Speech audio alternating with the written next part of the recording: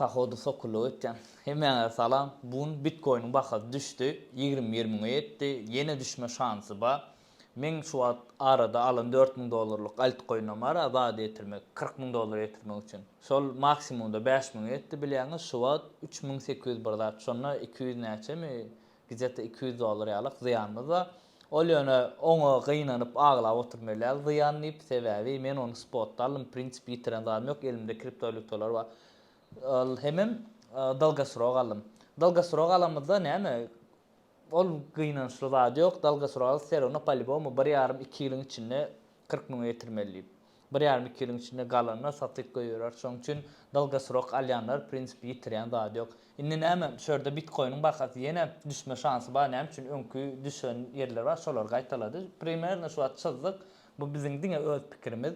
Öz pikirimizi aýdamyzda Bitcoin ýene düşme şansy bar. Derine gaýtalaýşy öňküni bar. Ana da 2. Edilson gaýtalasa ýene gidjeta 12-13 miň içinde düşme şansy bar.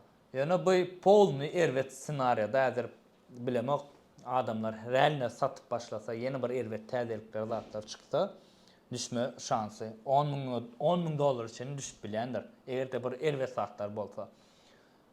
Bolmasa da gowzat bolsa da galar. Galar diýip umyt edýäs. Görel galanam.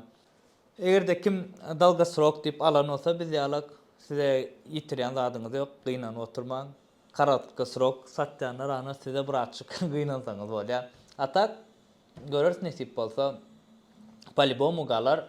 Häzir şu wagt öň almadyklar, öň düşenini almadyklar, şu wagt size şans, şu wagt aşak düşdi. Ýene alyp bilýäňiz.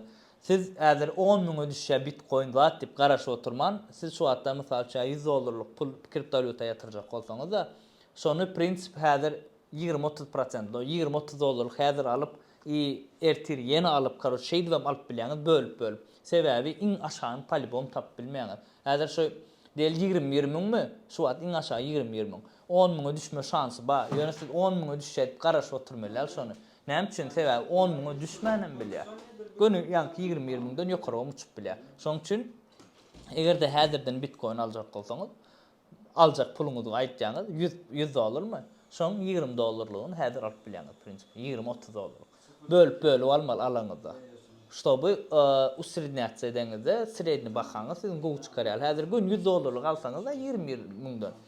Ondan soň ertir belki 18'e düşme ahmal. Bir gün wapşa aşak düşme ahmal. Ya da wapşa galma ahmal. Şoň üçin aljak wagtyňyz bölük alyp bilýäňiz.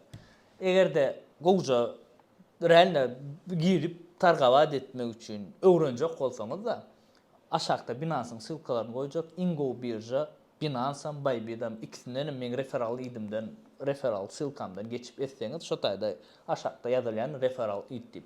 Şo taýda men referal idim ýazsaňyz, size bonus birinji depozit öre bonus öre, ondan aşaram eden sowdaňyzda komissiýa alýanlar birja, şo komissiýa 10% skitga edýär.